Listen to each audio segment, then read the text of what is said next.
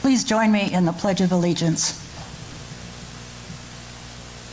To the flag of the United States of America and to the republic for which it stands, one nation, under God, indivisible, with liberty and justice for all.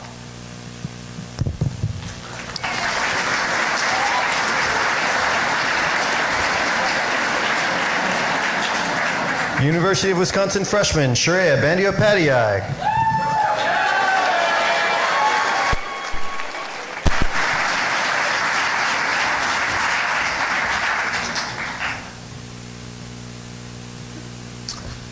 Good morning, everyone.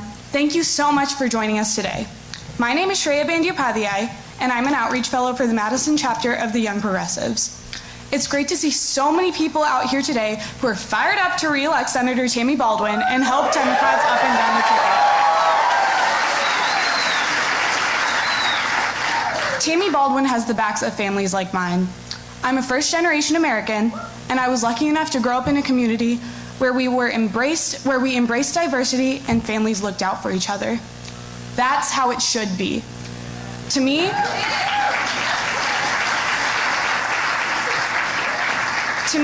that's what being a Democrat is all about. It's about all of us helping each other succeed and get ahead. That's what Tammy Baldwin is about.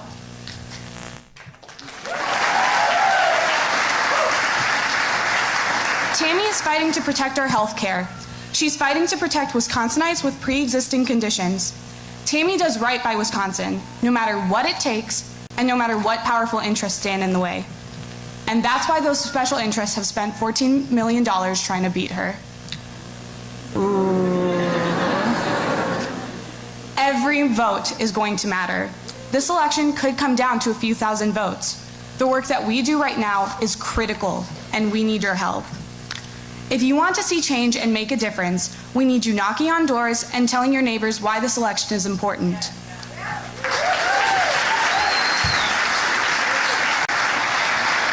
It's easy, it's fun, and thousands of Wisconsinites are volunteering their time, and we can't afford for folks to sit out. So please sign up for a volunteer shift and join our effort. There are folks in the audience with clipboards who can help you sign up.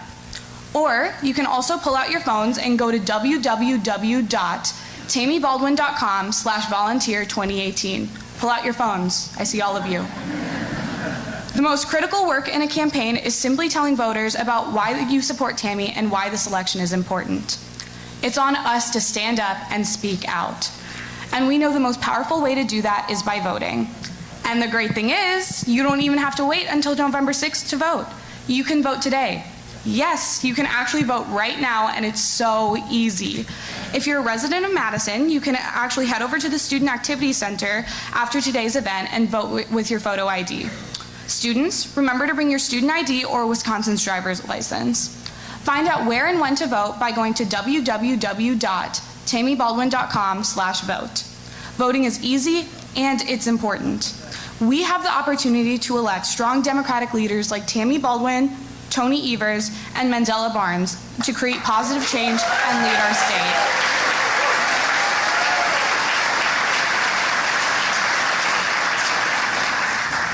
They're bringing people together and promoting a positive vision for Wisconsin's future. Let's make sure we're why they win on Election Day. Thank you.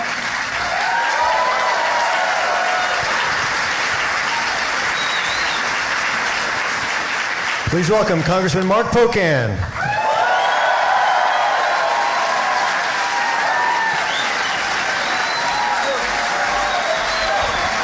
Hello, Madison! Are you excited to see Joe Biden? I would be remiss, however, if I did not briefly begin by reflecting on 3 acts of hate and terror that occurred in the last week. A white man shot and killed 2 African Americans after a failed attempt to barge into the predominantly African American church.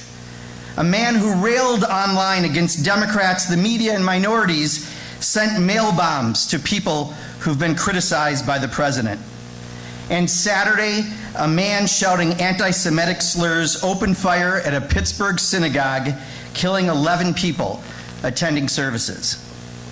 And despite the significance of those events, there was a lack of a sincere and significant response from the President of the United States, Donald Trump, a man who all too often sharply attacks his critics and stokes division daily. His low-road approach to governing and politics is not like that of Barack Obama or Bill Clinton, or for that matter, George Bush or Ronald Reagan. He truly seems to enjoy sowing division and hate around race, gender, religion, sexual orientation, partisan affiliation, and even profession. Just ask the media. But he is not who we are and not what this country is about. Now, Barack Obama has a strategy on this. He says when they go low, we go high. I have a different take on that for this week. I say when they go low, we go vote. And you can vote now, between now and Friday at several spots on campus, either Union, local libraries in Madison, or of course on Election Day, Tuesday, November 6th. There is nothing like keeping a great special interest-free public servant like Tammy Baldwin in the U.S. Senate, or like the loss of Congress or the governor's mansion to send a strong message of our disapproval. So go ahead, say it with me. Go vote. There's a way to stop hate in America and respect diversity when we go vote. There's a way to make college affordable when we go vote. There's a way to protect pre-existing conditions in healthcare when we go vote. There's a way to boost wages when we go vote. There's a way to legalize cannabis and have a cleaner environment and restore respect for our country again when we go vote. We have, some of you really like that one. You must have lived in my dorm. We have 7 days to adjust the direction of our country. 7 days to knock on doors, make phone calls, use social media, and talk to our friends and family about what's on the line. If you want to send a message to the White House and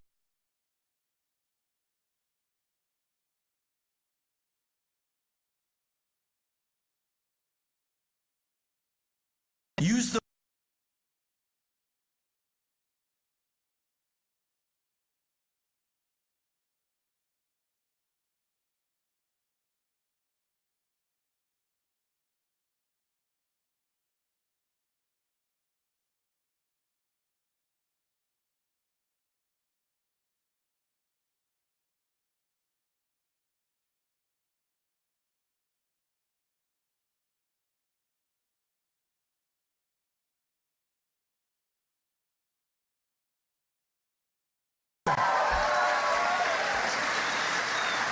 All right, it is my great honor to introduce one of the rising stars in Wisconsin, someone who's going to be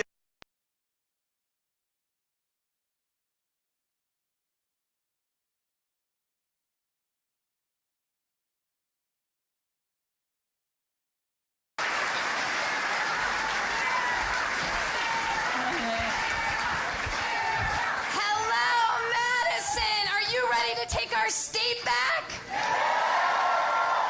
That makes two of us. Well, I could not tell you I am so excited that we have Joe Biden in the house today.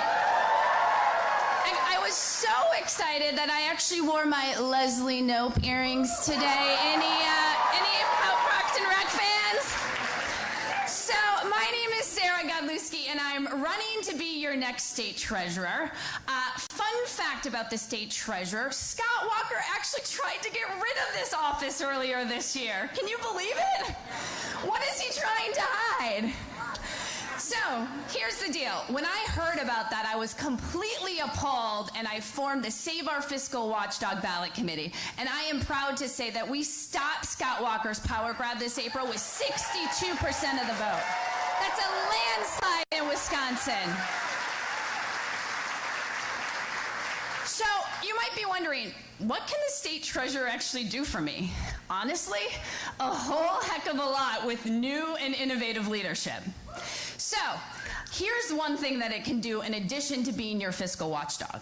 It can address the student loan crisis. Anybody here have any student loans? Student loans in the state of Wisconsin impact over 1 million people, and interest rates alone were up to 15%. And here's the killer, is unlike a mortgage, you can't refinance your student loans for a lower rate, and I think that is absolutely criminal.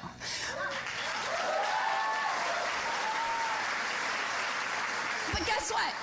The state treasurer is responsible for investments for 4 trust funds worth over $1.2 billion. And I think we should be making investments with you. And so we should do that by refinancing student loans at a lower rate. Imagine that, actually helping young people get ahead. And it's this type of win-win solutions that we need to be doing in Wisconsin. Now, I want to take a pause to talk about healthcare because I think that healthcare is a big crisis in this country. I mean, we are seeing ridiculous costs and abusive financial with big pharma and drug companies. So, you know, healthcare is really personal to me. Earlier this year, actually in January, I've been taking this prescription drug my entire adult life. And it has been under $100 has been my copay. This January, when I went to pick it up, the guy said, "Sarah, that's going to be $1,000. And I looked at him and I said, "Wait, I think you have a couple extra zeros in that number." And he said, "No, your copay is $1,000. And I remember talking to my husband, calling him almost in tears because what am I going to do? Should I take my medication every other day? I mean, people shouldn't have to determine, do I pay my mortgage, do I pay my rent, or am I going to pay my medication? Because the reality is, if Wisconsinites aren't healthy, they can't work, they can't contribute to the economy. And here's the deal, is that we know people like Tammy and Tony and Josh are fighting to hold big drug companies accountable because what they're doing is absolutely abusive and wrong.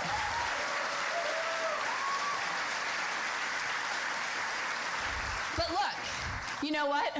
When I asked the clerk at the counter if there's anything I can do to lower my copay and he said no, you know what we can do on November? Go vote! What are we gonna do? Go vote! And here's the deal, is we have less than a week, and this is the most important election of our lifetime because Wisconsin can't wait. So, I want to see hands. Are we gonna go vote on November 6th? All right, everyone. I am super excited because we are going to rock this election in ways we've never seen before.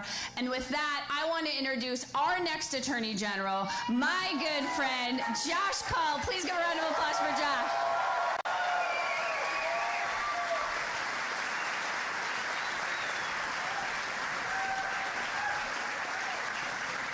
Good morning, everybody. It's great to be here. I'm Josh Kaul, the Democratic nominee for Attorney General. I grew up in Oshkosh and Fond du Lac in a family that was deeply involved in public service. I'm a former federal prosecutor. I prosecuted drug traffickers, gang members, and murderers, and worked to make communities safer. And I've also gone to court to challenge laws that restrict access to voting, including here in Wisconsin.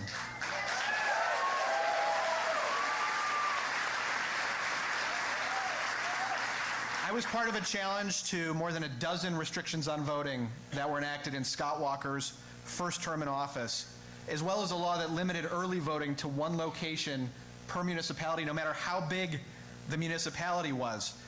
And after nearly 2 weeks of trial in federal court, a federal court judge here in Madison struck down several of those restrictions, including restrictions on registration and restrictions on early voting.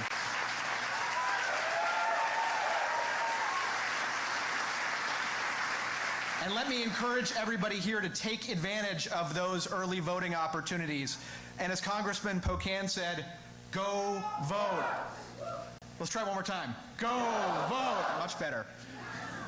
Now, I'm running for Attorney General for a lot of reasons. I'm a husband, I'm a dad, and I want my family and families across Wisconsin to live in a state that is safer and stronger than we're on track for right now. And there's so much that an effective AG can do to help us move in the right direction. We need new leadership when it comes to fighting crime and getting justice for Wisconsinites. We need to start responding to our opioid epidemic like the crisis it is. We need an AG who understands that eliminating our backlog of untested rape kits should have been a priority from day one.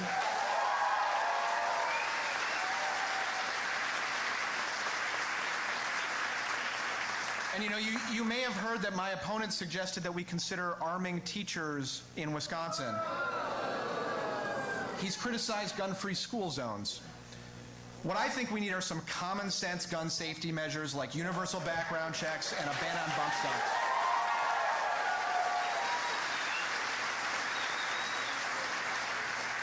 We also need an AG who is going to be serious about even-handedly enforcing the laws that protect our environment and consumers here in Wisconsin. When predatory for-profit colleges make false promises to students in Wisconsin, they should expect to be held accountable. And when polluters break the law and make a mess, they should expect to be held accountable in Wisconsin as well.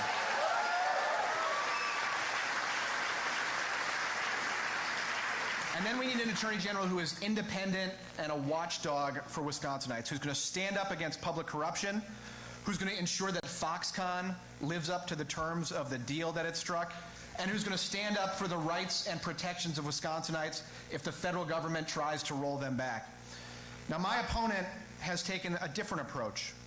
Instead of standing up for our rights, he is one of the leaders of a lawsuit that's seeking to invalidate the Affordable Care Act. If that suit is successful, protections will be eliminated for people with a pre-existing condition. Health insurance companies would once again be able to deny coverage on the basis of a pre-existing condition, and young adults would lose the guarantee that they can remain on their parents' coverage until they turn 26. The Congressional Budget Office estimates that if the major components of the Affordable Care Act are struck down, more than 30 million Americans will become uninsured. Well, I think we need an Attorney General who's going to fight to expand access to affordable health care coverage in Wisconsin, not somebody who's fighting to take protections away for people with pre-existing conditions. That suit is a waste of our tax dollars, and it's not the only time our Attorney General has wasted our tax dollars. As you may have heard, he spent about $83,000 of taxpayer money on promotional materials. That includes money spent on promotional stress balls. It includes money that was spent on custom-made fortune cookies, which I didn't even know was a thing that existed until this campaign, but apparently you can get your own custom-made fortune cookie. And he spent nearly $10,000 of taxpayer money on commemorative coins with his name on them, gold-plated commemorative coins.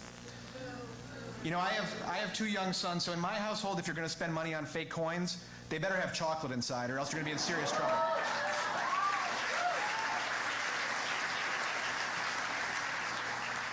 But in all seriousness, our Attorney General in his first 2 years in office spent nearly $10,000 on fake coins, but only 9 of the kits in our backlog of untested rape kits were tested. That is the definition to me of misplaced priorities. So we need new leadership in our Attorney General's office. And we also need to re-elect Senator Tammy Baldwin to the United States Senate.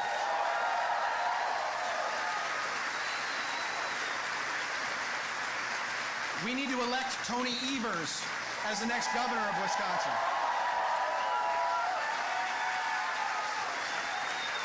And I have the privilege of introducing your next Lieutenant Governor, Mandela Barnes.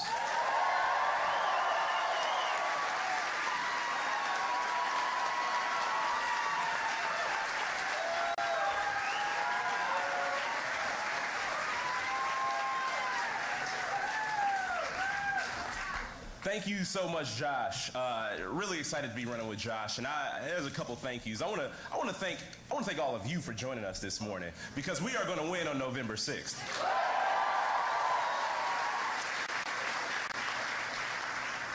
So I actually met Josh when I was a member of the Assembly. We were working on some voter rights issues, making sure that we challenged our state's voter ID law. And I'm going to tell you, it will be so refreshing to have an attorney general who wants to expand voting rights, not take them away from people. So let's give another round of applause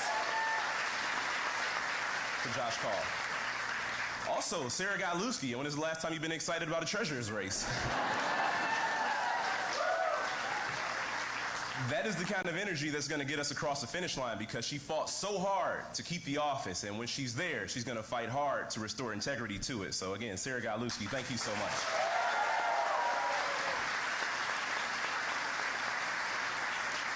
Now, we're all here because Joe Biden is in town, and I could not be more excited because Joe Biden made it cool to be the other guy on the campaign.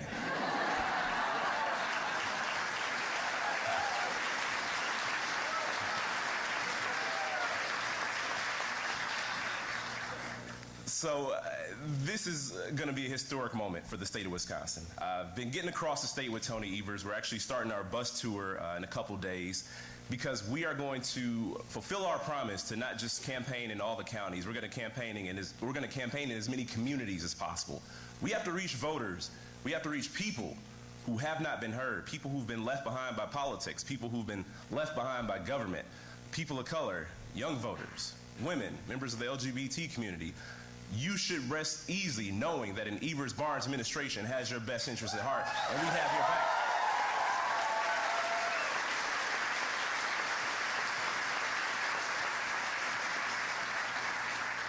So I decided to run for lieutenant governor because our state has a need to restore and expand opportunity to all its citizens. It's something we haven't done in quite some time, and with only 7 days to go in the campaign, we have to make our message clear.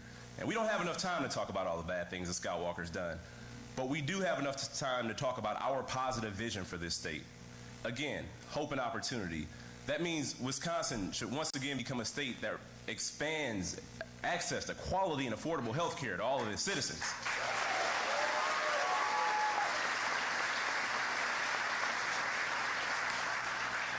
And Tony's made the commitment to making sure that we take that Medicaid expansion.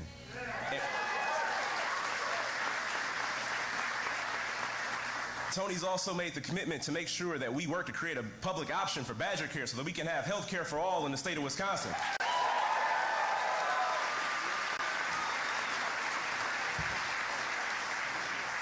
Now, normally people wouldn't put it in as plain terms as these, but Barack Obama gave us the green light last Friday. When Governor Scott Walker and our lieutenant governor say that they're going to cover people with pre-existing conditions, they are lying.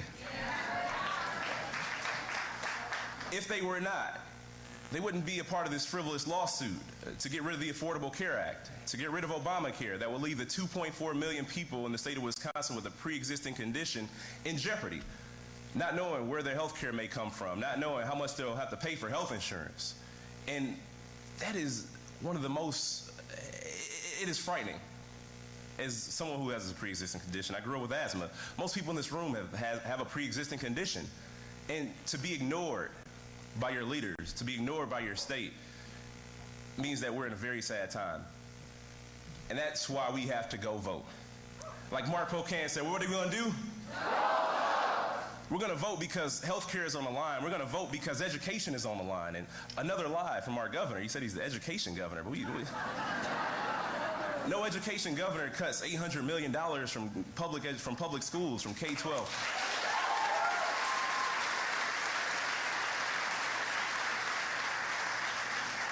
No education governor cuts $250 million from the UW system.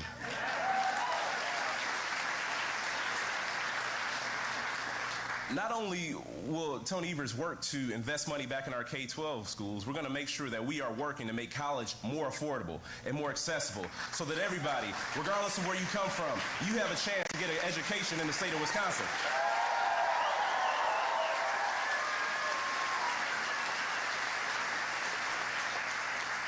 And like Sara said, if you have student loan debt, you should be able to refinance that debt. We should be able to borrow money at the same rate that big banks get to borrow money. That's how we create a more fair economy, because Wisconsin has left far too many people behind. Corporations have written the rules in this state. That's why you see the bulk of tax breaks going to the most wealthy individuals, the largest corporations. But that is also why Tony Evers has proposed a 10% tax cut for the middle class in the state of Wisconsin.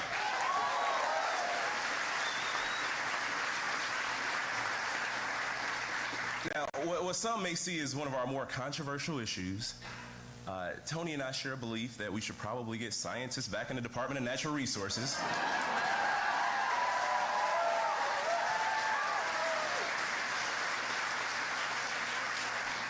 And if we have people in office, as we do, who do not think that climate change is real, in this climate, we have to change the people in office.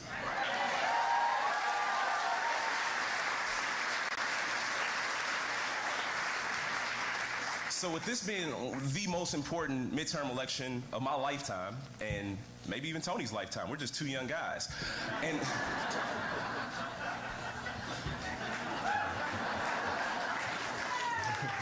this is a very important race. But we know why we have to show up to vote. We don't want to think about what the state of Wisconsin is going to look if Governor Walker gets another 4 years.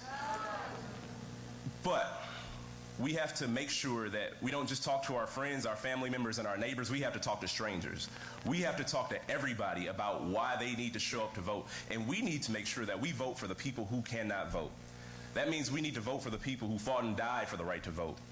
That means that we need to vote for our undocumented brothers and sisters who don't have the right to vote.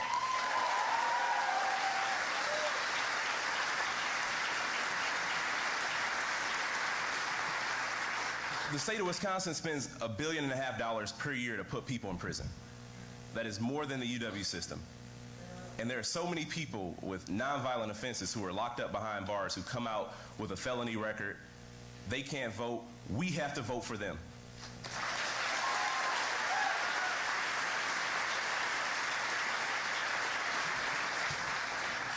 We have to vote for school children across this state and across this country who want to live in a nation that is free of gun violence.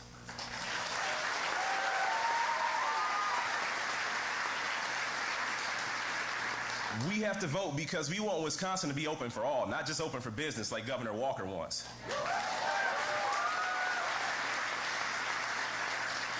We need to vote because we want Wisconsin to once again be a state that we can all be proud of.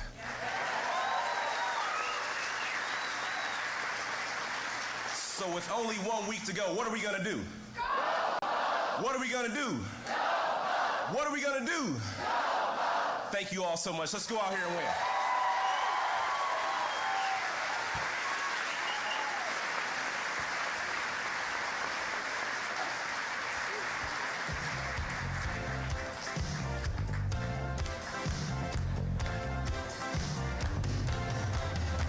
A man walks down the street. Says, why am I soft in the middle now? Why am I soft in the middle? The rest of my life is so hard. I need a photo opportunity. I want a shot of redemption. Don't want to end up a cartoon in a cartoon graveyard. Bone digger, dogs in the moonlight. Far away, my well-lit door. Mr. Beer, get these mutts away from me, you know. I don't find this stuff amusing anymore. If you be my bodyguard, I can be your long-lost pal. I can call you Betty, Betty when you call me, you can call me out. A man walks down the street, he says, why am I short of attention? Got a short little span of attention, and oh, my nights are so long. Where's my wife and family? What if I die here? Who'll be my role model now that my role model is gone? Be ducked back down the alley with some roly-poly little bat-faced girl. All along, there were incidents and accidents, there were hints and allegations. If you be my bodyguard, I can be your long-lost pal. I can call you Betty, and Betty when you call me out. Call me out.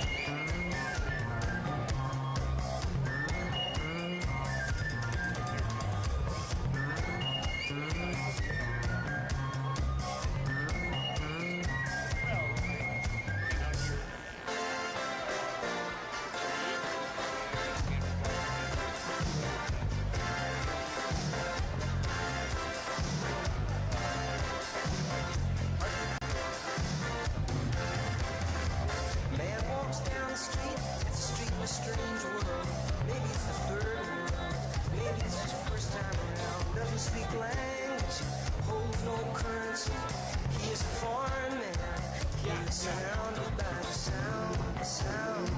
Cattle in the marketplace, scatterings of orphanages. He looks around and around, he sees angels in the architecture, spinning in infinity. He says, hey, hallelujah, if you be my bodyguard, I can be your long-lost pal. I can call you ready when you call me out.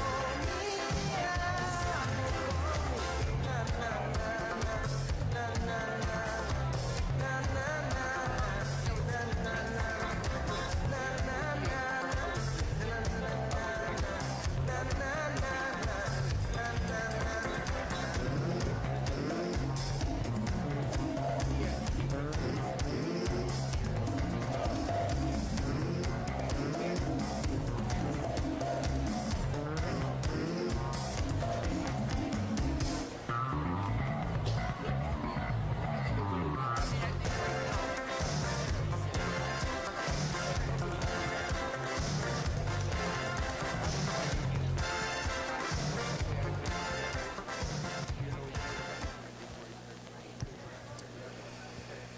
Please welcome State Superintendent and your next governor, Tony Evers.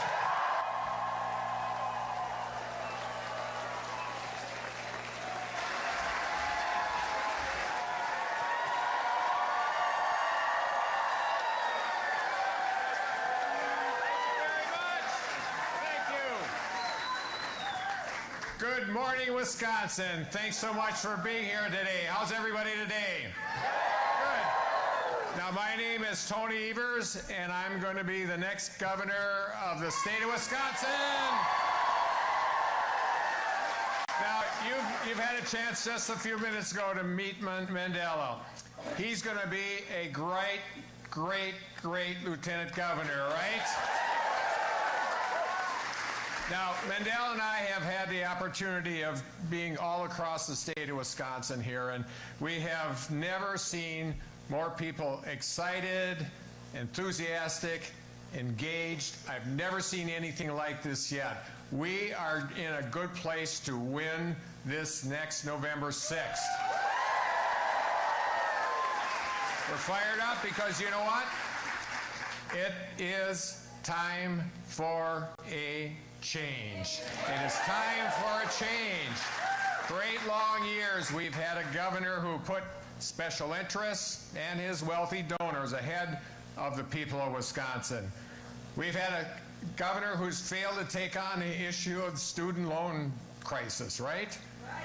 Has he come to your house to help you out?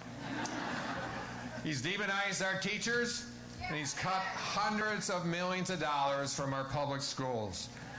We've had a governor who has made decisions about women, for women, without women. Bad news. And we've had a governor who has done everything he can to make sure that the 2.4 million people in the state of Wisconsin that have, or who have pre-existing conditions, making sure that they're not going to get health insurance. He's even in federal court now trying to eliminate protections that he's spending millions of dollars at TV to try and erase his record on this. He's asking us to trust him. Holy mackerel, folks. Holy mackerel. Actions speak louder than words. Are we going to trust Scott Walker to protect our health care? I guess that's the answer. Now, here's what I know. When I run for governor, our teachers will no longer be the enemy. We're going to fund our public schools, and we're going to treat our educators, K through higher ed, with respect, because every student needs to have a high-quality education, no matter what zip code or campus you're coming from. And when I'm governor, we're actually going to fix our roads. And, you know, I was just talking to Vice President Biden, but I'm not sure he knows that. Well, let's sure he knows that here in Wisconsin, we have potholes, and we call them potholes. Perfect, perfect. Vice President, I hope you heard that.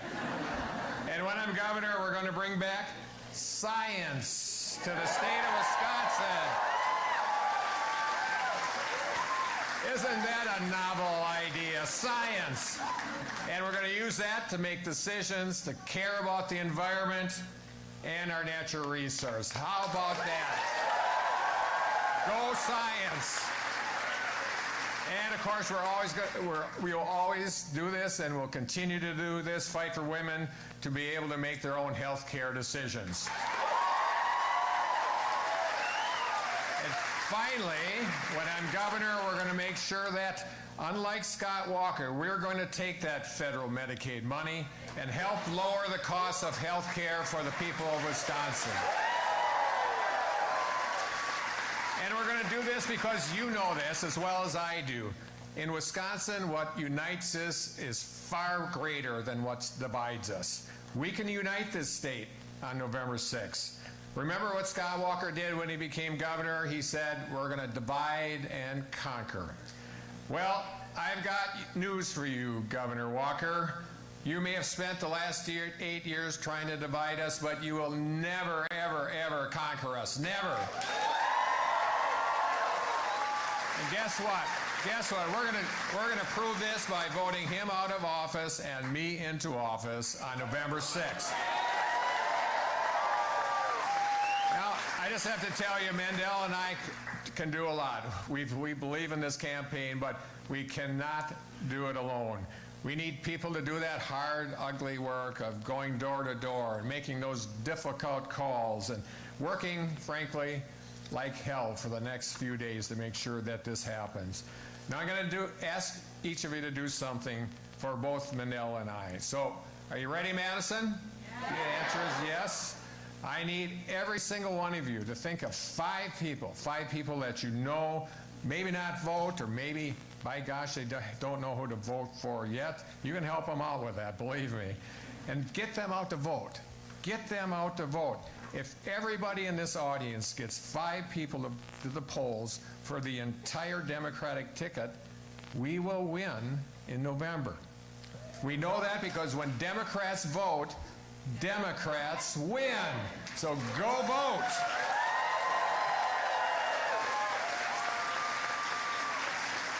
We can do this, and we will do this. We are going to win this thing. Now, please join me in welcoming Senator Tammy Baldwin and Vice President Joe Biden.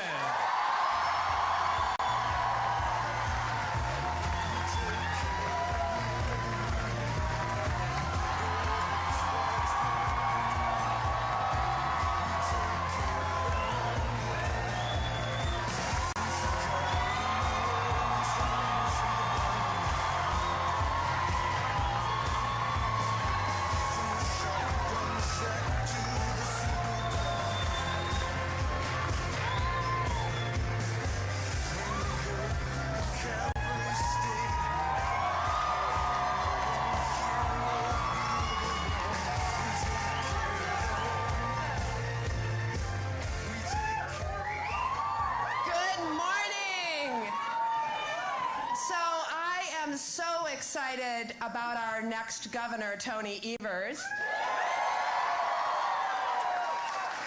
You know, his running mate, Mandela Barnes, is also going to bring a new generation of leadership to Wisconsin.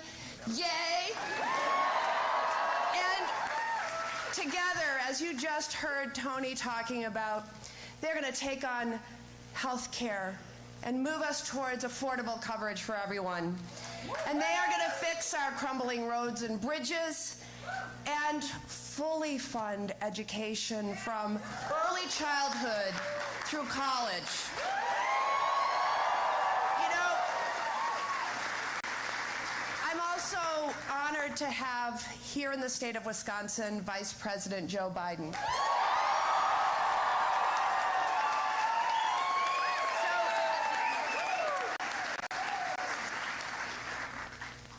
We had President Obama here in the state earlier this week, and so cool to have them both. And it made me reflect on a moment that I will never forget. And that's being in the room at the White House when the president signed the Affordable Care Act into law. Now, I wasn't close enough to hear what the vice president whispered in his ear. But it is a BFD.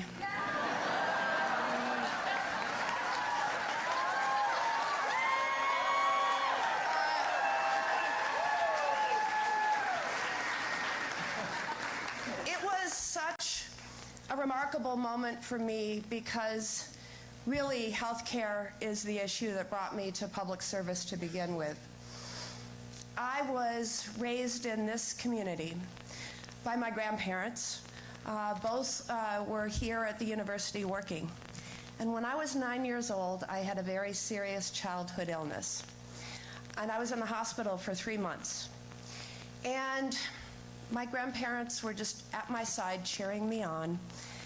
And they wouldn't have burdened me with any problems they were having affording my care. But it turned out that their family health policy didn't cover grandkids. And I'm not sure how that was ultimately resolved, but I know that immediately after they said, well, let's fix this. Let's get her health insurance. But I was a child with a pre-existing health condition, and there were no takers when they tried to find an insurance plan to cover me. And I grew up believing that that was just wrong, that no families, no parents, no grandparents, no foster parents should ever have to lay awake at night wondering if they were an illness or an injury away from financial ruin. And so when I had the honor as a House member to be able to work on the Affordable Care Act, I was, trying to make it as perfect as we could make it, but, politics is the art of compromise. But I fought so hard for coverage for pre-existing health conditions. So that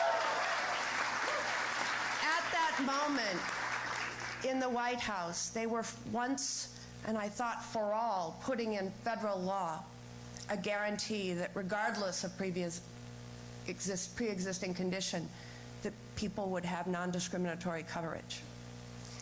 And I'm also pretty excited about the amendment that I sponsored in the House of Representatives that allows young people to stay on their parents' health insurance until they're 26. So,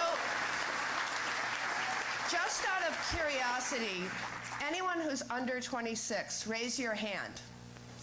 All right, now, keep it up, keep them up. Keep them up. Now lower your hand if you're not on your parents' health insurance. Wow. I joke about this because the legislative process. My amendment passed in the wee hours of the morning after like 3 days of doing the markup on the bill, and it was so anticlimactic I didn't even get to give a speech in my committee. And then it's moments like that where I realize that we can make a huge difference. A huge difference.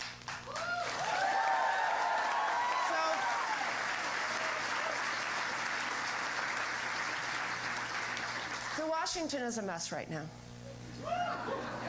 Tweet storms, cable news shout fests, it's noisy, it's chaotic, there's distractions.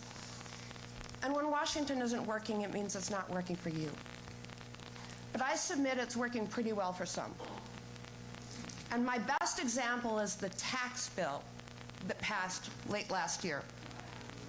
83% of the benefits to the top 1% and large corporations. They told us it would pay for itself. You have to work hard, you math majors, to make a $2 trillion mathematical error. Really hard. Or you never intended to be truthful in the first place. We were told, don't worry, it'll trickle down. Well, we're not seeing a lot of increases in wages for working people. I have always said if it had been the other way around, 83% for working people and middle class, it would have had my vote. But just get this one statistic. One company, ExxonMobil, will get a bigger tax break in the first year of this plan than every Wisconsin individual and family combined. One corporation. Now, I make these comments to show you that Washington is working pretty well for one group of people. But they've kind of decided that that's not enough with their team of lobbyists. Now they're going to weigh in on the elections. I learned early this year that I was the top target of out-of-state super PACs, funded by the likes of the Koch brothers network or Richard Uihlein.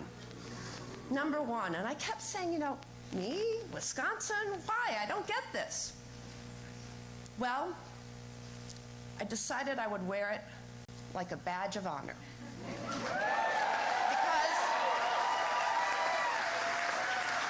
Because these folks have figured out that I'm not afraid to stand up against them. And I will always fight for you.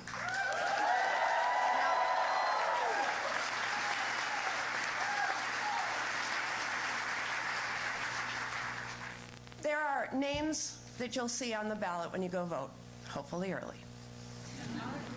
But there are issues on the ballot. Healthcare is on the ballot. Affordable higher education is on the ballot. Our environment is on the ballot. Net neutrality is on the ballot. Justice and equality are on the ballot. And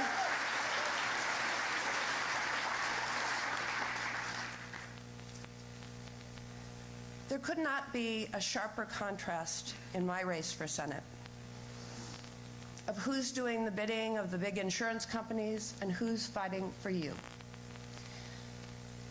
I think about the fact that my opponent said that she would proudly be the deciding vote to repeal the Affordable Care Act and the protections for people with pre-existing health conditions. Yeah, you can make a little noise if you want about that. And I think about all the people that I've met over the course of this campaign who realize that our health care and those protections are under threat, and who have committed themselves to activism and to organizing around that issue. I'll tell you about Jenny. I met Jenny just a few months ago. She lives in Oshkosh with her family, her husband, 2 kids. Their son, Cass, was diagnosed with cancer 2 years ago. And the doctors recommended aggressive chemotherapy. And Jenny and her son basically moved to Children's Hospital in Milwaukee. She sat by his bedside as he was being treated. And she came up to me and she said, I was in his room on election night 2016. And there was a little TV in the corner of the room, and I saw the results coming in. And she said, wow, that's not supposed to happen, as she's watching Wisconsin go narrowly for Trump. And then she sees that President Trump may well become the next president. And she said to me that she burst into tears. She was terrified. She and her husband had insurance, but they know that they could never have covered his care without it. And they also know that Cass will forever be labeled as a person with a pre-existing health condition. And she was fearful for his future. The good news, Cass has been in remission for 21 months. And the entire family on that night became activists. They became organizers. They became so involved around that issue. And I have seen that everywhere I've gone in Wisconsin for the last 2 years. I thank you for being involved. I thank you for knowing your power. So when I look at those super PACs spending millions of dollars trying to defeat me, I say, I have something they don't, and that's you. So, yes.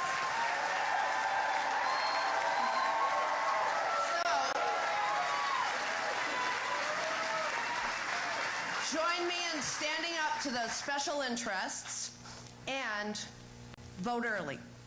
We could have a snowstorm on November 6th.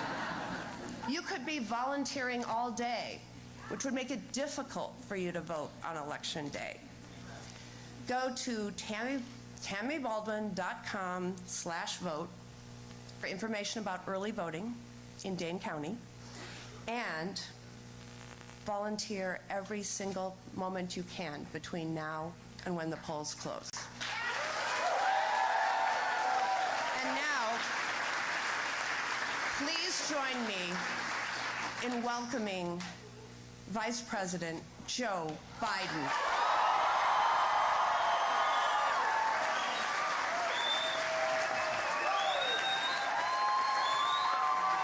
Thanks for being here.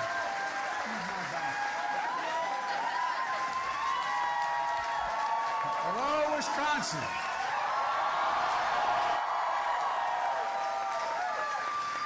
I have to admit, this is one great university.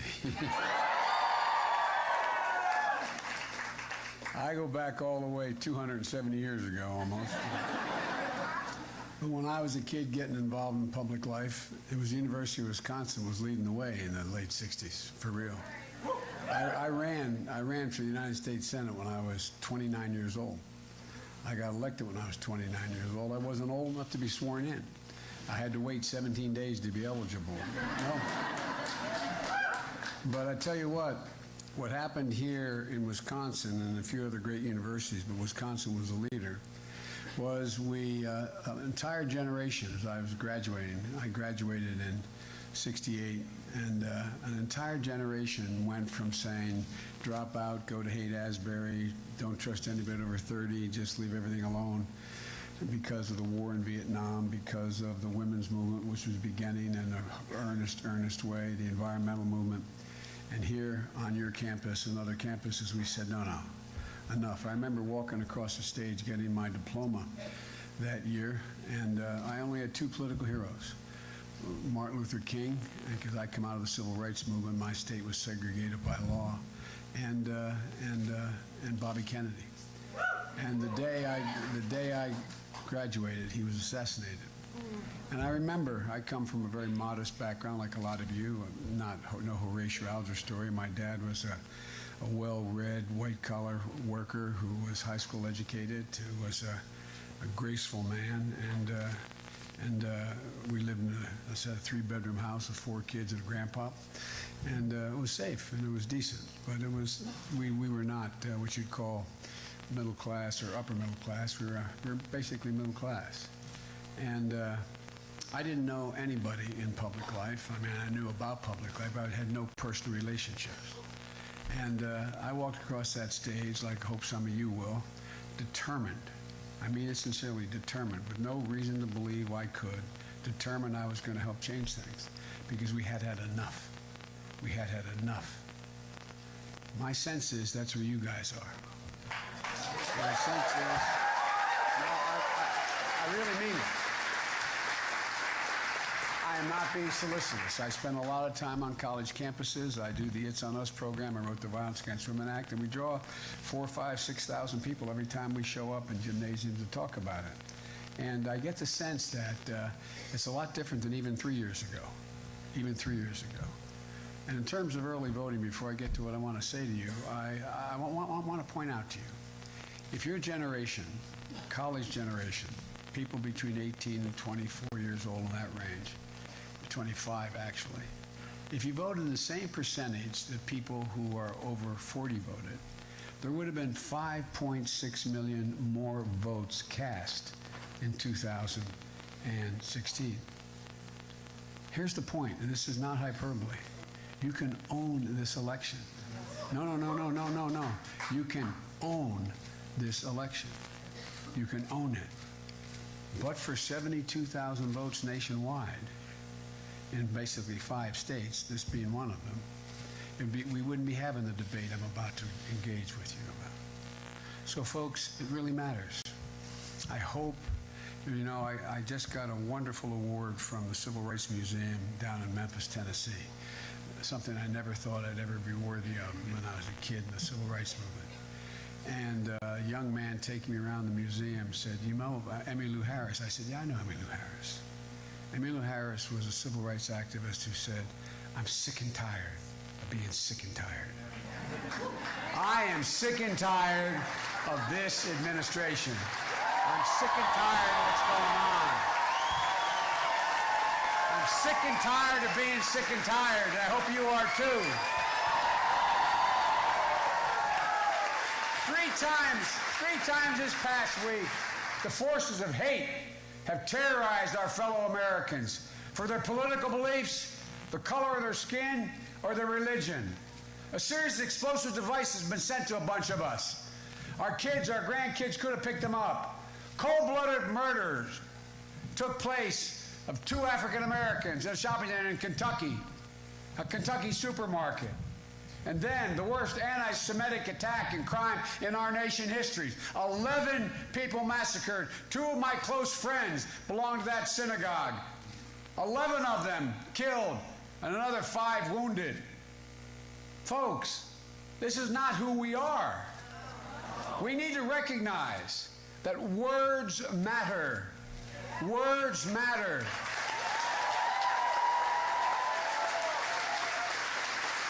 Our political opponents are not my enemy. The press is not the enemy of the people.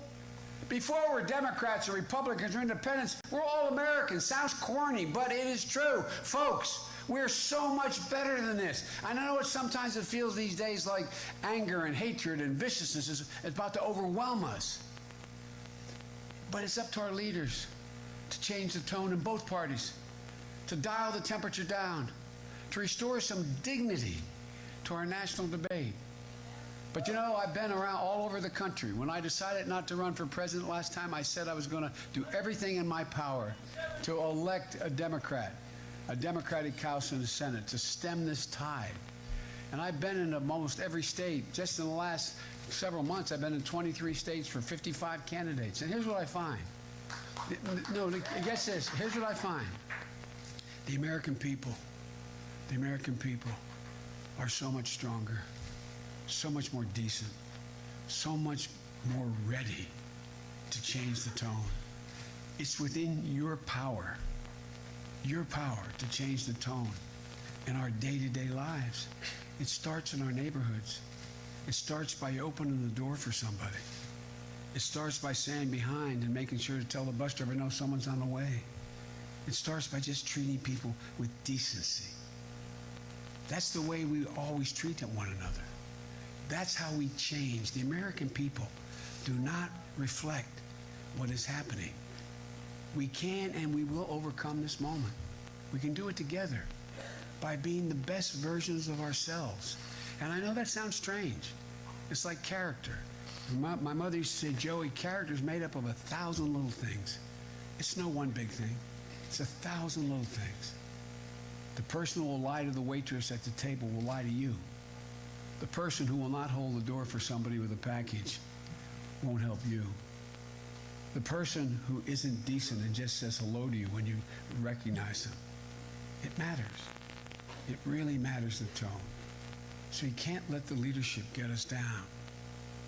The version of America I see when I travel the country is that America is worthy again of being called that shining city on the hill. Sounds corny to say to a sophisticated college audience, but folks, I spend more time doing foreign policy than anybody who's been around in a long time. I chaired the Foreign Relations Committee for years and years. My responsibility for the president was foreign policy and national security. There's virtually every major world leader I know. And the rest of the world is worried about us. Because when America loses way, they feel really threatened. You know, I've campaigned for folks this year, and as I said, the one thing I've seen today more than ever, we need women and men in public life of character. When people talk to me, and I'm fairly accessible, when people talk to me, they usually don't bring up a specific issue. They bring up the mood of the country. They look at me and say, is it going to, not a joke, is it going to be okay? Is it going to be okay? Tell me what's going on. They're looking for people who tell the truth. People who are authentic. People who don't belittle other people. People who treat, as my dad would say, everyone deserves to be treated with dignity. Everyone. Everyone. And I'm here today because two of the people right here on this stage, Tony and Tammy, have character. They're looking for people with character. No one.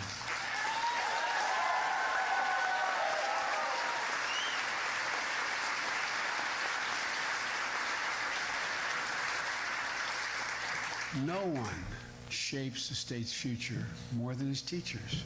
And that's just a fact. And that's not just because somebody is down. If there's a doc in the house, we get some help here. But folks, you know, I'm already violating the Delaware rule, which is if anybody stands more than 15 minutes on a hard surface, you lose their vote. Well, you've been standing for 30 before I got up, so I apologize, and I'll try to make this short. You know, no one has done more for Wisconsin students through education than Tony has. Teaching. He's a science teacher, worked as a high school principal, and is running a school district. And he's been all through all the stages, and he's now the state superintendent. I'm married to a teacher. She taught full-time. She's a professor at a community college now. She taught full-time, the only second lady ever in history that I'm aware of to work full-time.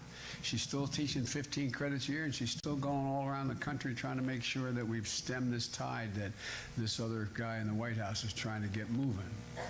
And, you know, Tony owes a lot to Wisconsin schools. I mean, he met his wife, Kathy. And Kathy, where are you, Kathy? I want you to meet Kathy. Come on up here.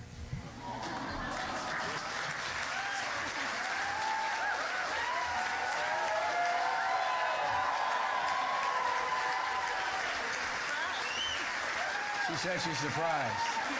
By the way, running for governor is a team sport. No way out. He met Kathy in kindergarten. In kindergarten. She was too young to resist. She should have known better, but she did it anyway. I did. Thank you, Kathy. Well, thank you for what you did. Thank you. Thank you.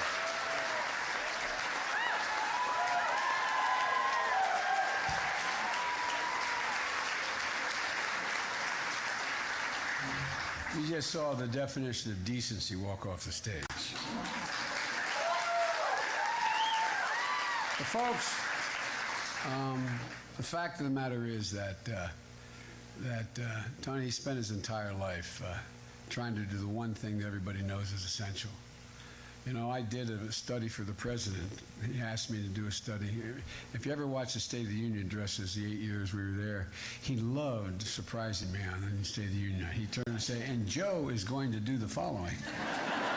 And he'd never tell me what the hell he was going to have me do beforehand. He thought it was just really funny. He thought it was right. Joe was going to do a study on the jobs of the future. Well, guys, I did a year study with all the outside experts as well as the cabinet. And guess what?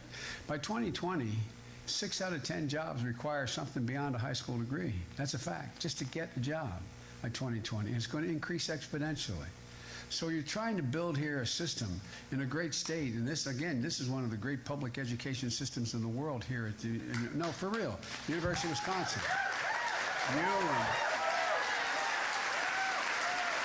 You in California, I'm afraid to mention that word that starts with an M, Michigan, but you know, I mean, there's some great public universities. And folks, let me tell you something else. When we talk about character, Tammy is an amazing woman. She's honest. You know, I've served in the Senate a long time, and I came up with something all my colleagues kid me about. Certain senators are their state. You look at them and say, that's New York, or that's California, or that's Alabama, or that. This is Wisconsin.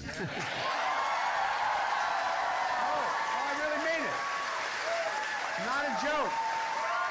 Not a joke. Oh, but I mean, her whole personality is Wisconsin. Everything about her is Wisconsin. She's open. She's decent. She's honorable. She is authentic. I mean, it's the reputation you guys have all across the country. I mean, for real. Every state has a reputation. That's the reputation of Wisconsin. You're just open and decent and welcoming people. But this is Wisconsin right here. I remember her first election. Some weren't so sure this unabashedly progressive lady would win in the rural parts of her state. Give me a break.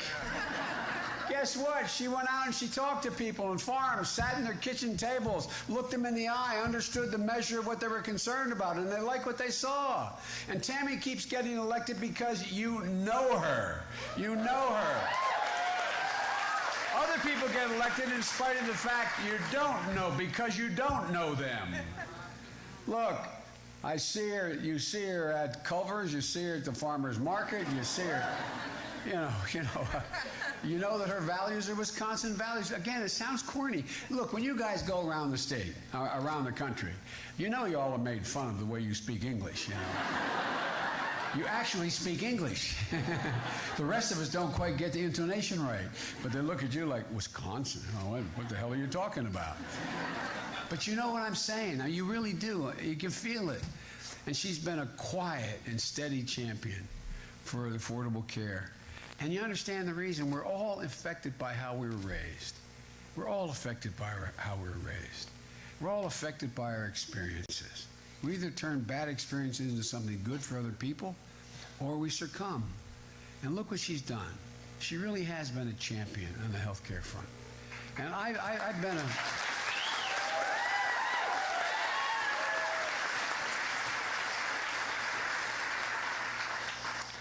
And thank God my mom wasn't alive when I whispered in Barack's ear. Ooh. And by the way, I don't think anybody heard it. I think they... Could you hear it? I never heard it played. I said that... You did? Well, I whispered in his right... He was here. He stepped back. I whispered in this ear. He was standing this way. And I wondered, how in the hell could anybody hear what I said? But, Mom, I'm sorry. I'm sorry. I'm sorry. But it was a big deal. It was a big deal. And by the way... By the way, Barack and I really are friends. All those memes are basically true.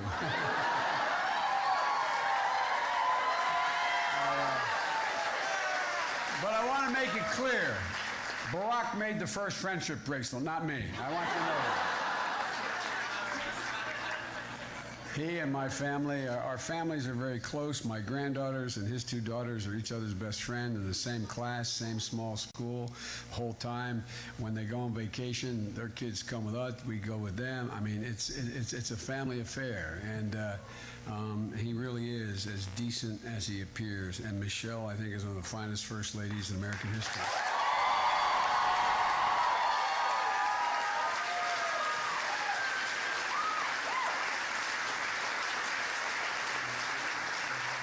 But folks,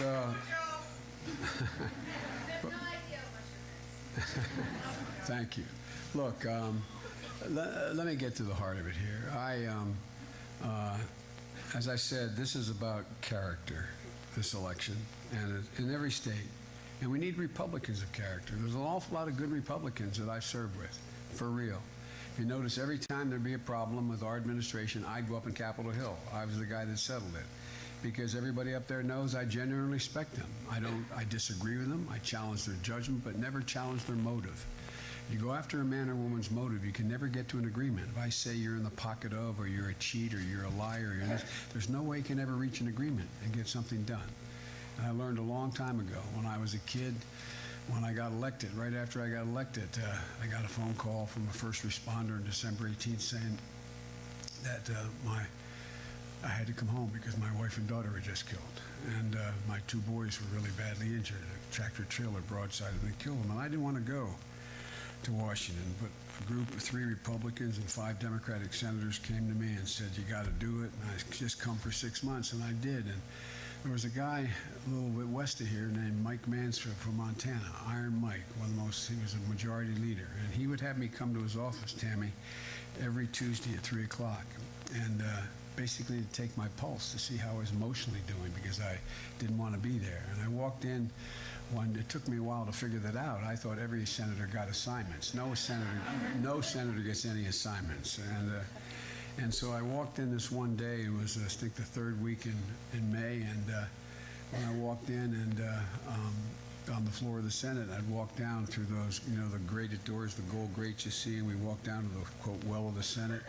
I'd always walk down to see when the last train was, with the last vote, so I could catch the last train to go home to see my boys. And I made over 8,200 round trips back and forth to Washington, my career, over 2 million miles on the train, and because I needed them more than they needed me. And so I'm walking in, and as I walk in, Senator Helms, who was a self-defined segregationist, was going after 2 very close friends of mine, one who's still a very close friend, Bob Dole, Republican leader, he's still alive, and Teddy Kennedy, for introducing the precursor for the Americans with Disabilities Act. And he was up there saying it's confiscatory, no business should have to have a curb cut to get into their business, there should be no special treatment for him.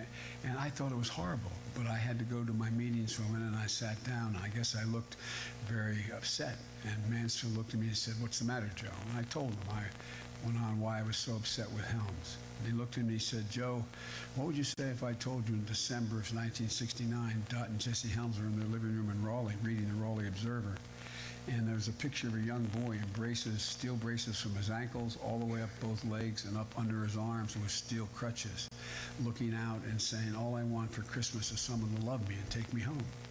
He said, "What would you say, Joe, if I told you they adopted that young man as their own?" I said, "I'd feel foolish." He said, "Well, they did, Joe." He said, "Joe, it's always appropriate to question another man or woman's judgment, never their motive, never their motive." And that's why I've been fairly successful and had a fairly successful record on Capitol Hill. But today, all we do is question motive.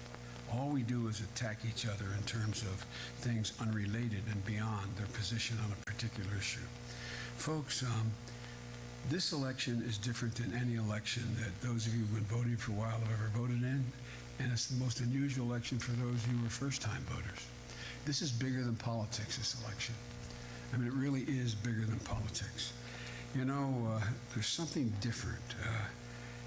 I think we're in a battle for America's soul, who we are as a country. I really do. We've been there before. In 1925, there were, by the way, 30,000 Ku Klux Klan folks dressed in garb walking down Pennsylvania Avenue. We've been here before, where hate has had the ascendancy for a brief period of time. 30,000 people in Ku Klux Klan garb marching the streets of Washington, being cheered. We've been there many times, but we've never, ever succumbed. Because unlike any other country in the world, you can't define us based on our ethnicity. You can't define us based on religion. You can't define us based on social background or origin. We are an idea. America is the most unique country in the world. We're organized around ideals, idea. Again, sounds corny, but we hold these true self-evident, that all men are created equal, endowed by their Creator with certain inalienable rights. We don't always meet it, but we've never given up on the notion. And it's all based on values.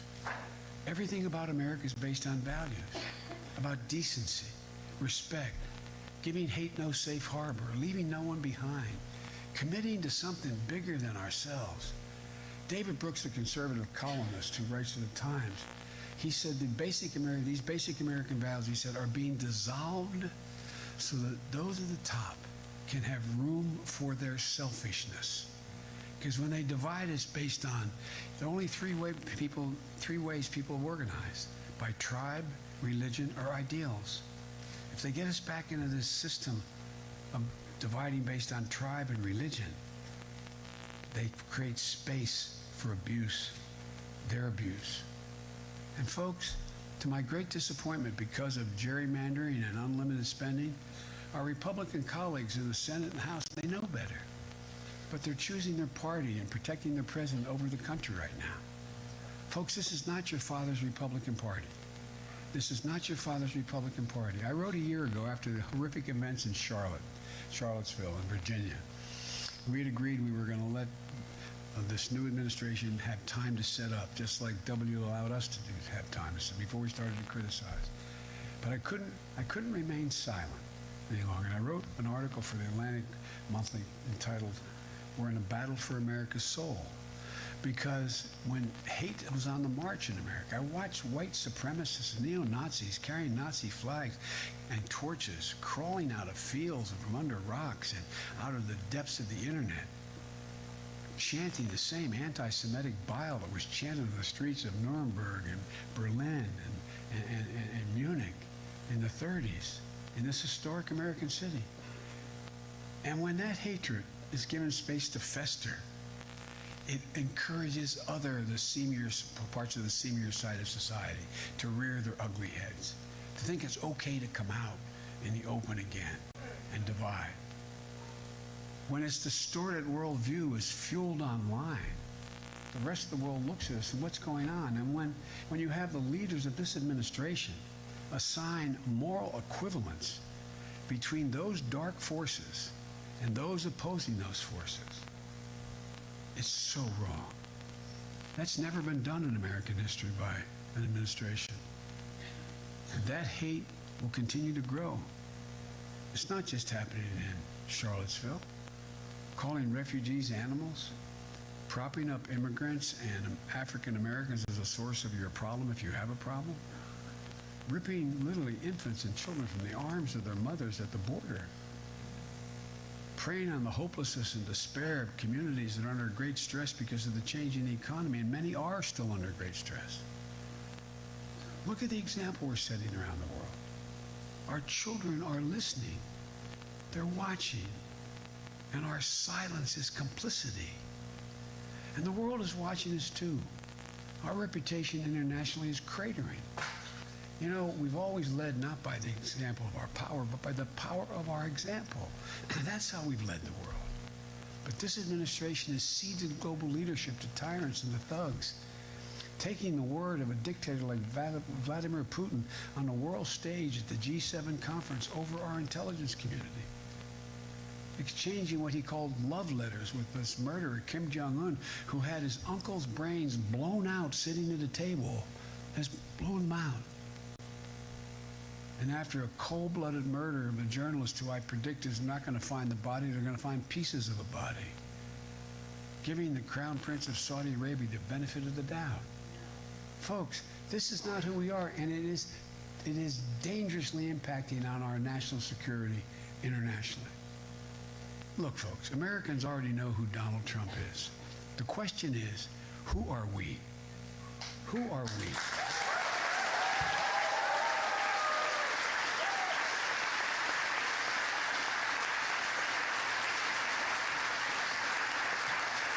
With notable exceptions sitting behind me, we haven't been clear on that the last year and a half.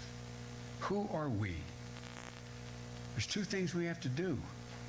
We have to restore the character of the country by electing people of character. But we also have to, there used to be a basic bargain in America. That basic bargain was adhered to by Democrats and Republicans. They both subscribed to it.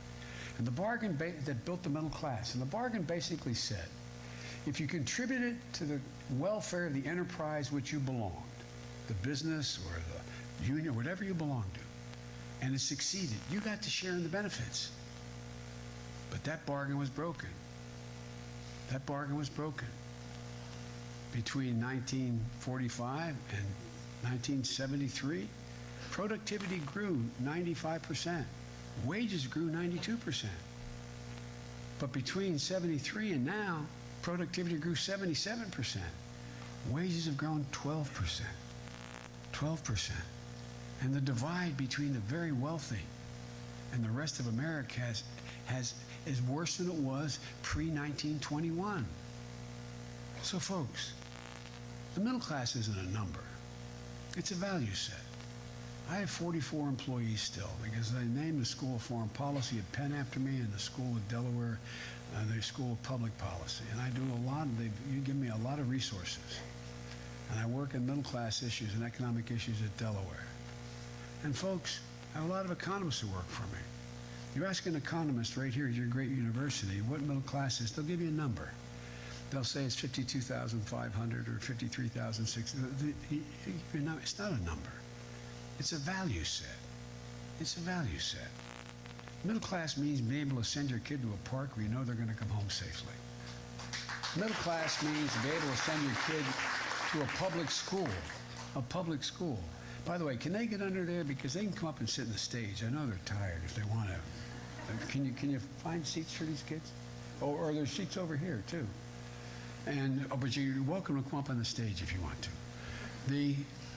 But all kidding aside, it's about if your kid goes to a local public school and they do well, they get able to go to college or school after high school. And you're going to be able to figure out a way to afford how to do that. In addition to that, it means when your geriatric mom loses her husband, your dad, you have to take her home with you. And, come on, honey, come on up here and sit. It's okay. It's okay. Walk around. I asked my staff to go on and help her from because it's tired of standing. And so go on and help. Richard, walk around there and see. Oh, you get a chair. Oh. Well, come on, sit in the edge here. So anyway,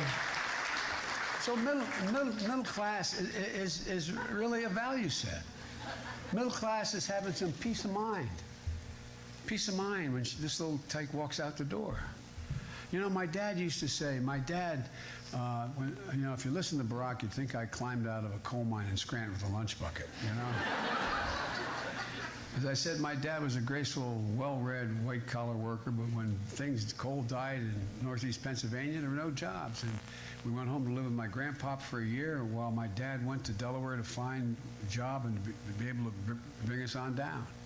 And my dad used to always say when anyone would lose a job, he'd say, Joe, remember, a job's about a lot more than a paycheck. It's about your dignity. It's about respect. It's about your place in the community. It's about your sense of who you are. And he'd end by saying it's about being able to look your kid in the eye and say, honey, it's going to be okay, and mean it.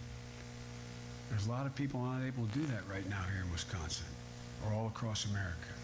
The middle class is actually shrinking.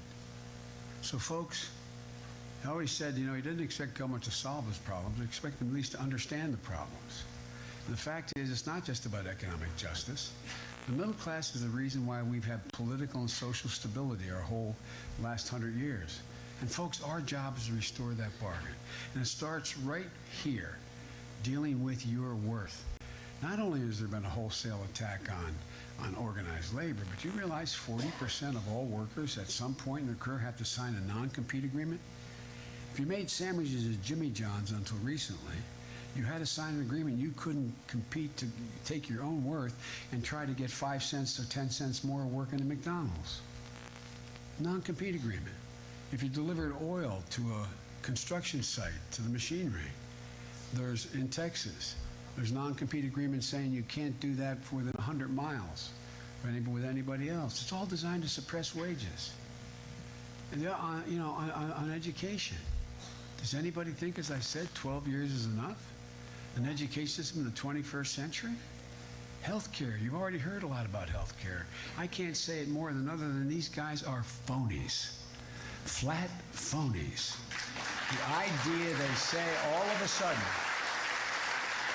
As they say in southern Delaware, they talk in an accent. All of a sudden, these boys have had an altar call. They've seen the Lord, and all of a sudden they are for making sure pre-existing conditions are covered. They not only are not telling you the truth, they're pretty stupid, because you cannot possibly afford to do it unless you have everybody in on the deal. So look, the fact of the matter is that there's so much that's going on right now that in fact we can. It's totally within our power to do something about it. But we can't do it unless we win back the House and the Senate. Here's the deal. Tammy spoke about that tax bill. Not only is it patently unfair, the tax bill, and it goes to the very, well, by the way, by 2027, 87% will go to the top 1% by that period of time. But here's the deal. These guys, when I don't even remember, Tammy, the House members asked me to stand on the steps of the Capitol when the attack came on the Affordable Care Act. So I went over and was a spokesperson as vice president for all the members of Congress. And I stood there and I said something even the members of Congress weren't.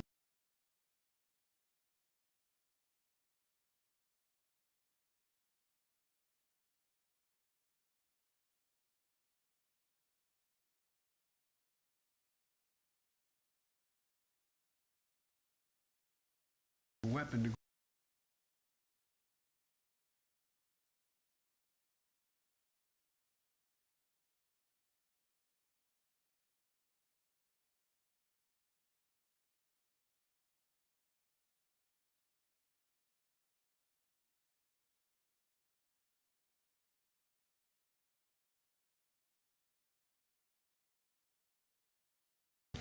That's the proposal on the table right now. And then a guy who I know well, and I always argue with, and we've been on each other side, but we work together. He's straightforward. Mitch McConnell from Kentucky. You know what he said? We can't afford this deficit to be created, that we now have to go after entitlements, Social Security and Medicare. Folks, no, but this is real, man. You're going to boo, but let me tell you something. We don't win. You don't get your rear ends out to vote and bring people out. Not a joke. Mark my word. Remember I said this. There will be massive cuts, and your parents and your grandparents will find what they counted on and paid for their whole lives is not there, or not there nearly what they need. Folks, that's what we need, Tammy, to help Wisconsin fight back. We're Democrats because the main reason most of us, and I really mean it, I hope some of you are Republicans. I hope some of you in here are Republicans who want to reestablish a Republican Party with a core, with a center, with some decency. Folks, we can't stand the abuse of power. That's what makes us who we are. That's why we got engaged. My dad used to say the greatest sin of all is the abuse of power. And the cardinal sin is if a man raises his hand to a woman or a child. But physical abuse of power is not the only abuse of power. Economic abuse of power. The way people with great fortunes abuse people who work for them. Take advantage of them. Don't pay them overtime when they're entitled to it, etc. You know, look, we stand for giving Americans a fighting chance. But to do it, we have to reset the moral compass here. You know, I'm always known in the White House and around the country as optimist, like I'm the new kid on the block. Well, the truth is, I am an optimist because I understand that ordinary Americans have been able to do extraordinary things given half a chance, given just half a chance. And folks, let me end by saying we are better positioned than any nation in the world. Now, I want you to listen to me. We're better positioned than any nation in the world to own the 21st century. And let me explain why. It's not just because we're the finest military in the history of the world. That's not hyperbole. The history of the world. It's because we have the most productive workers in the world. Our workers are 3 times as productive as they are in China. Folks, number 2, we have more great research facilities in the United States of America than the entire rest of the world combined. Right here at the University of Wisconsin, University of California, University of Delaware. Every major mind-blowing change that's taken place in the last 23 years has come out of a research university, not out of a corporation. I was with the guy who did the algorithm for Google. He ran the company. We're trying to get more money for pure research in the Congress. And he asked if I'd help, and I said I would. I did not get paid anything. I asked if we could help, and I said I would. And at one point I turned and asked him, I said, explain to all the folks out there where you got the algorithm for Google. He said, Stanford University. I said, tell them who paid for it. He said, you did. Folks, we also have the most agile venture capitalists in the world. We're the biggest economy in the world. People worry about China. I spent more time with Xi Jinping than virtually any world leader. For real. I've traveled all over China and the United States in over 20-some hours. And guys, he'd trade places in a heartbeat with the President of the United States. They not only don't have enough energy, they don't have enough water. They've got a $500 million project trying to figure out how to turn around one of the rivers so people have water to drink. A significant portion of their land is polluted with cadmium. They cannot grow crops. They're in a situation where their environment is degrading. Any of you been to Beijing or seen pictures? You see anybody walk around without a mask on their face? Lung cancer is 4 times the rate it is here. There'll be more people contracting cancer, God forbid, and it will happen in China in the next 10 years than all the rest of the world combined. Folks, they're not a patch on our genes. For them to compete militarily, they'd have to spend somewhere in quarter of $15 trillion to get up to the place where they could project force. Come on. What are we doing? We're walking around with our heads down. Like, woe is me, what are we going to do? It's time to stand up. It's time to remind us who we are. It's not Republican or Democrat. This is the United States of America. There is nothing beyond our capacity. And I mean that. There is nothing beyond our capacity. That's how you were raised. That's how I was raised. Nothing is beyond our capacity.